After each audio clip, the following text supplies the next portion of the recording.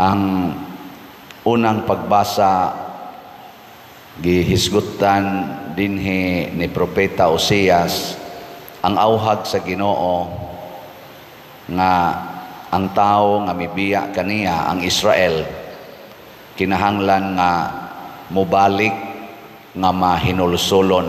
Ingon siya, andama ang inyong igsusulti, muangkon ta nga kita nakasala og mangayo tagpasaylo sa Ginoo. Nya inig abot na anang panahona nga mahinulsulo ng atong kasing-kasing ug mangayo na tagpasaylos Ginoo ug moangkon ta sa atong sala. Niingon dayon ang Ginoo, himuon ko silang matinuohon ug higugmaon ko sila. Mahimo akong sama sa yamog alang sa Israel ug mamulak siya sama sa liryo. Mugamot siya pag-ayo daw usa ka dakong kahoy, mulipang ang iyang mga salingsing ug mahisama siya katahom sa olibo ug mga limyon siya sama sa Libanon. Kanindot di ay sa kanibang atong higugmaon ang Ginoo. Muna diri sa atong tubag sa Salmo, ningon, ako ang Ginoo nga imong Dios, pamatia ang akong tingog. Mao ni ang sawop ang matao si Hesus dinis kalibutan, mao ni ang awhag sa Ginoo. Lingiya imong tupad. Ing naunsa roy imong hinulsulan. Ang di mo lingi padong sa impierno. Ing na unsay imong hinulsulan. Pulos man kita mga sad-an. Kanang wa mulingi bahala na mo diha. Pulos kita sadaan. Mo na pag-ingon diri ni Hesus, ang dakong sugo duha day kabuok, dakong sugo pero connected ni silang duha. Higugmaa ang Dios labaw sa tanan, sa tibuok mong kasing-kasing, hunahuna, kusog, kalag. Unya ang ikaduha, higugmaa dayon ang imong isigkatawo sama sa imong kaugalingon. Kanus aman ta makasa sa Ginoo, kanang higugmao na nato ang atong kaugalingon, unya gamito nato ang atong isigkatawo para malipay ang atong kaugalingon. Kamong mga asawa nga niya dinhi, kinsa ninyo ang nahigugma gyud sa inyong bana sama sa inyong kaugalingon? Kana bang di gyud mo masuko, di mo magyaw-yaw sa inyong bana. Tasa ka mo. Pulos-pulos gyud mo mga yawanon. Kay sama gunas imong kaugalingon, kanus amang ka nagyaw-yaw sa imong kaugalingon. Wow, magyaw-yaw ka ngadto sa uban, pero imong kaugalingon imo ginang sabton, imo ginang pasayloon. Gani moingon pa man gani kas uban nga sabta ko ninyo. Ana magina mga bana, kinsa ninyo dinhi ang nahigugma gyud sa inyong asawa sama sa inyong kaugalingon? Kana bang di gyud mo masuko, mudawat ra gyud mo kun magyaw-yaw na sila, saputo na sila, okay ra gyud ninyo kay musabot ra gyud ba kay ako gunang kaugalingon? Itaas ko no be mga bana. Otro sa demo. Kamulang mga parishioners, kinsa ninyo'y nahigugma sa pari, sa inyong paris priest, sama gid sa inyong kaugalingon, nga kung ang pari mo ingon pamalit mog slat, palit dayon mo kay haron yun malipay ang pari. Tasa kamot naagyo yung mga 5 kabuok. Kamong uban mga buangon mo. Ang inyo rin yung kaugalingon, inyong gigugma. Mao ni ang nindot. Mo bitaw karon ay mangutana nako, Pader, kinsa man gyud maayong butaran nato ani mga kandidato? Ingon dayon ko, naa gid tay standard sa simbahan nga gitudlo ug unsa man na kinahanglan ang kandidato nga atong pilion kana gyung makadiyos, makatao, makabayan. Ano na siya? 3 ka M. Makadiyos, makatao, makabayan. Na ba mo roy natanaw ani mga nanagan karon sa midterm election nga naa aning tulo ka kuan qualities na og naa gani butari dayon. Pero kanang wa ani ayaw na lang nagbutari di ba? Unsaon man pag-ila sa tao nga makadiyos og makatao. Kaya kanang makabayan mo sunod ra man na siya. Unahon ginang makadiyos nga makatao. Unsa may mga pipila ka mga ilhanan. Adi na lang ta mo tan-aw og lain. Anhi ta mo tan-aw ni Hesus og sa mga santos. Sama ni Maria og sa tanang mga santos. Unsa may ilang kinabuhi, isip, mga tao nga nahigugmas Ginoo og sa ilang isig katao. Ang nag-una gyud di gid na sila mangandoy og kwarta para sa ilang kaugalingon. Kaya ang Dios wa man magkinahanglag kwarta. Di ba? Wa sad magkinahanglan ang imong isig katao nga ikaw dato gyud ka una pa ka makapakitag gugma nila. Wa man magkinahanglan ana. Unsa may pangita aning mga tao nga kanini ang makadiyos kana giyong kakabus sa kinabuhi. Kay kani manggong kabus maunay kusog kay mo sangpit og Ginoo, mausad nay kusog kay mo alagad sa iyang isig katao. Kanang kabus ba mao na nga ang tanan gyung mga santos gikan gani ni Hesus hangtod tanang mga santos ang ilag yung gipuy-an nga kinabuhi mao ang kakabos. Bisan kadtong mga hari, mga rayna, nga mga santos ang kinabuhi, bisag nagpuyo sila gingharian, ang ilag yung personal nga kinabuhi naagyos kakabos. Pasabot wa sila mangangkon sa mga kwarta nga naa nila kung dili ilang gigamit kini para sa pag-alagad sa Ginoo o sa isig katao. Nana ba mo'y nakit-an ron sa mga kandidato nga nanagan, labi na gyud sa team Marcos o team Duterte, na mo'y nakit-an nga ingon ani og batasan nga mangandoy gyud kakabos, mahigugma gyud mga kabos o niya dili magsigig pangwarta na ba? Butari. Pero gwa gani ayaw na lang. Kapoy.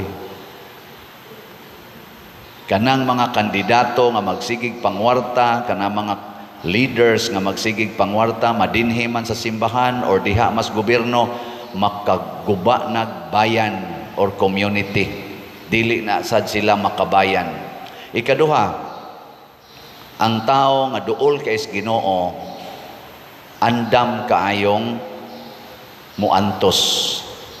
Kana bang muantos, morisgo sa iyang kinabuhi o sa iyang image alang sa pagsunod sa Ginoo o sa iyang isig katao. Sama anang pag-ingon nga higugmaa ang imong kaaway. Karisgo ana, di ba? Risgo kay na kanang pag-ingon ibaligya ang tanan o ihatag ang halin ngadtos mga kabos. Risgo kayo na, di ba?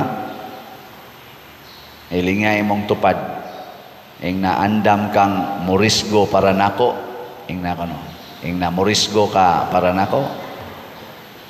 Pasabot, andam ba kang magpakamatay para nako? Ana. Oy, moingon ang imong tupad, kamatay lang diha. Oy, sa sakit tiyan ako diri.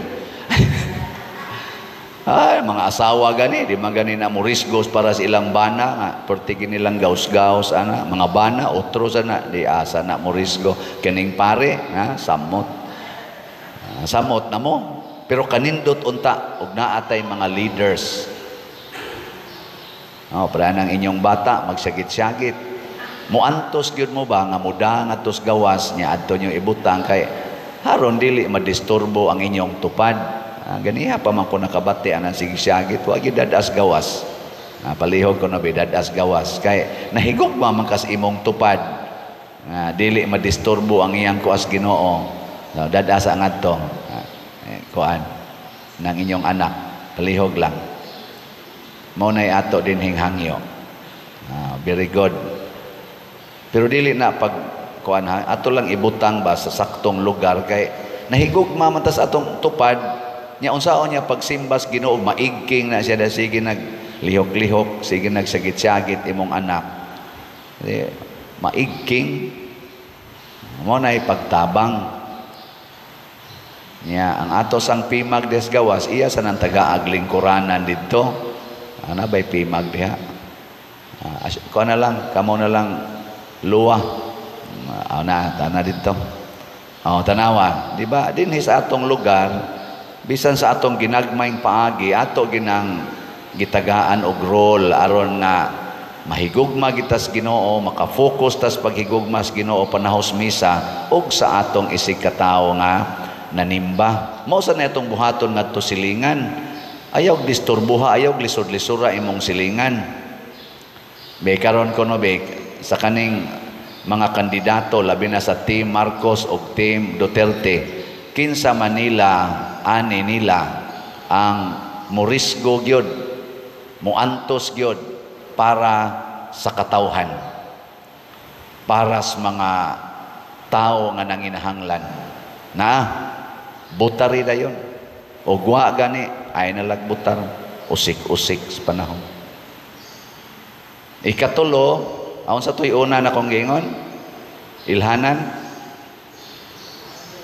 limot na dili mangwarta mo puyo gyud kakabos ang sunod anda mo antos mo risgo alang sa iyang isig ka tawo. Ang ikatulo kaning maampuon kana yung tao nga mosalig sa Ginoo kana bang itugya niya ang iyang kaugalingon ngadto sa Ginoo o kinsa maning tao nga tinuod nga maampuon di ta magpailad aning gisulob-sulob og ingon ani sama nako ana ay sad mong pailad anang magbasa-basa diri kanang magbrunda-brunda ana di na kasiguruan kana sang magsigig simba magsigluhod gikaspultahan luhod nga ripadong baga na kay kubal ay kumpiyansa ana daghan sa kay mga hudas ana diha kinsa magitinuod nga maampuon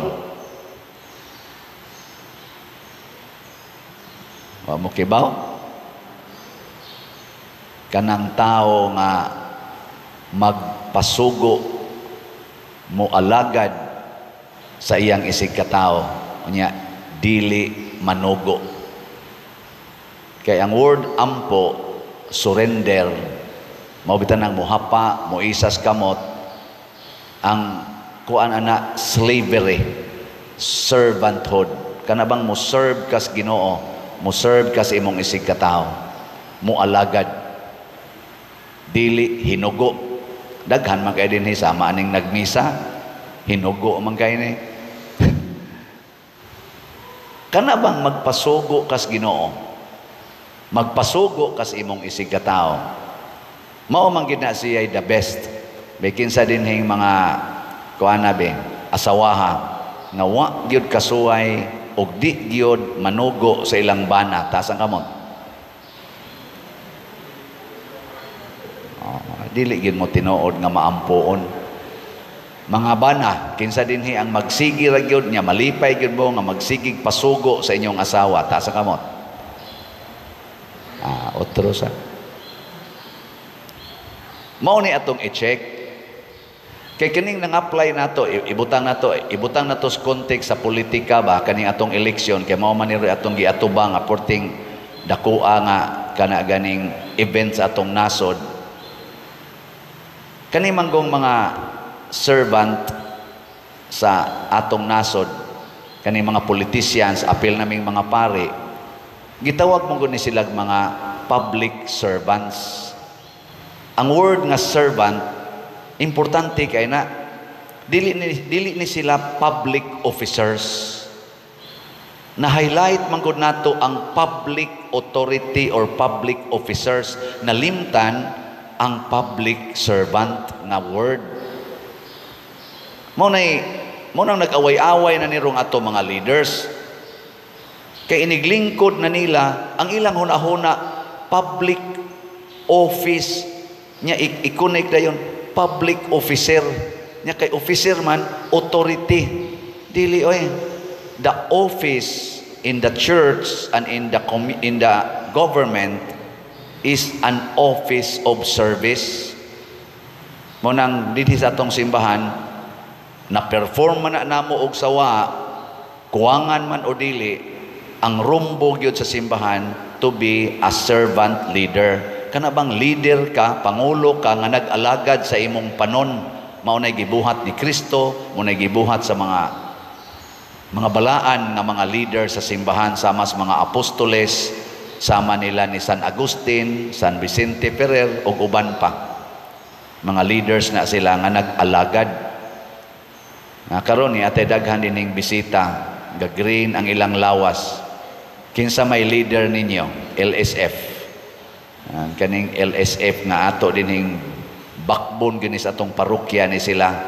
Grabe kayong mualagad nato dinhi. Bahala nagwa na takabayad nila. Ako lang gining i-announce, bahalag uwaw. Inigsangpit nato tubag dayon bisan pagwa takabayad tungod na sa ilang leader. Adi man sa na perfect nga buangon man sa na ilang leader usahay. Pero grabe mo alagad dinhi sa simbahan og hasta sad sa ilang isig katao. Congratulations LSF. Mo nang ako gining i-advertise og naa mo dihay mga gusto nga mga steel workers nga tinuod nga moalagad, la pangitaan ni ninyong LSF. Unsa ni nga ni Lord's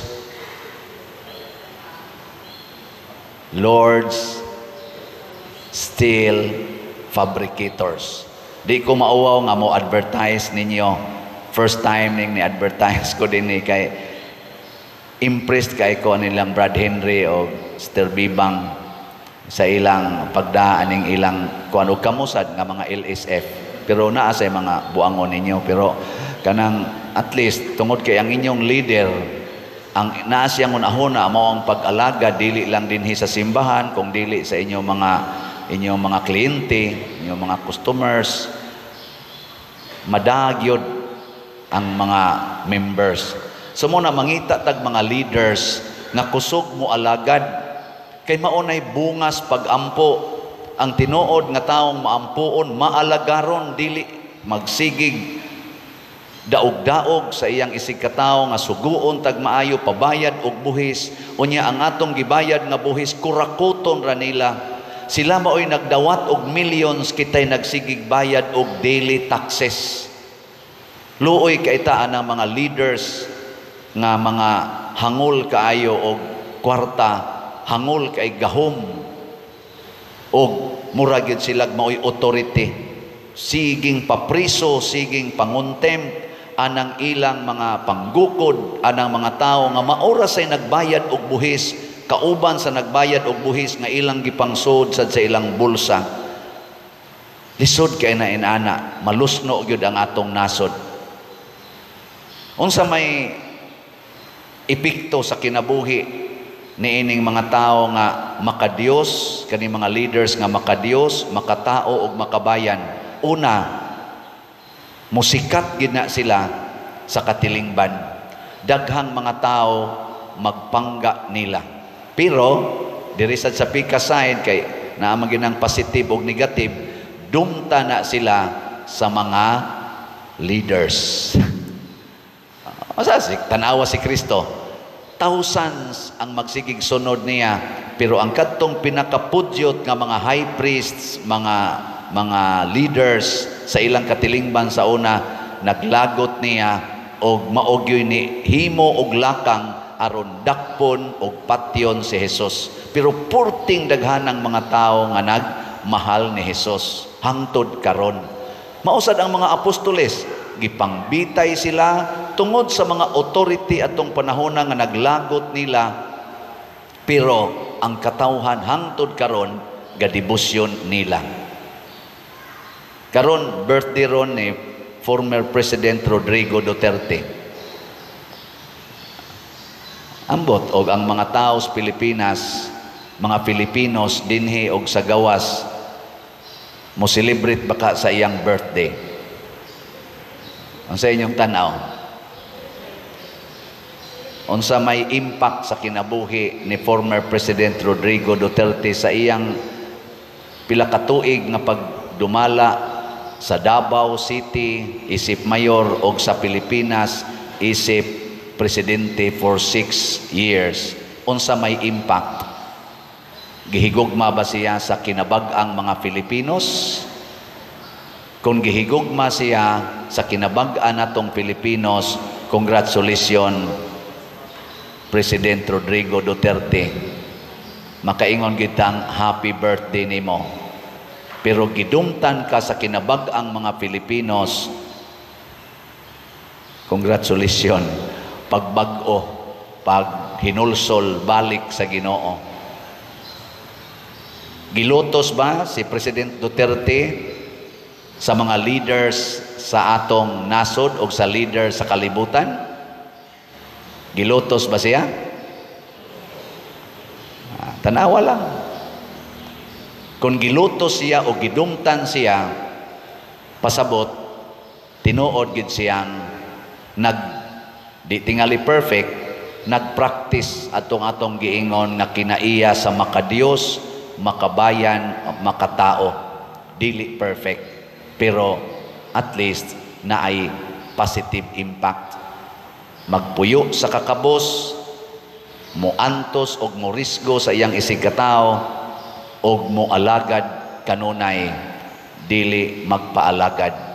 Mao ni siya ang mga qualities nga angay natong hinumduman kita sang mga leaders. Ako dinhi isip inyong parish priest naningkamot sa kuani, dili gyapon perfect, pero at least naa diha ang atong rumbo. Gilinga imong tupad ing nasugod karon. Sabat nako ba nasugod karon, pwede na ko nimong sugo-sugoon. Ana ha, kanang wa mulingi, bahala na mo diha.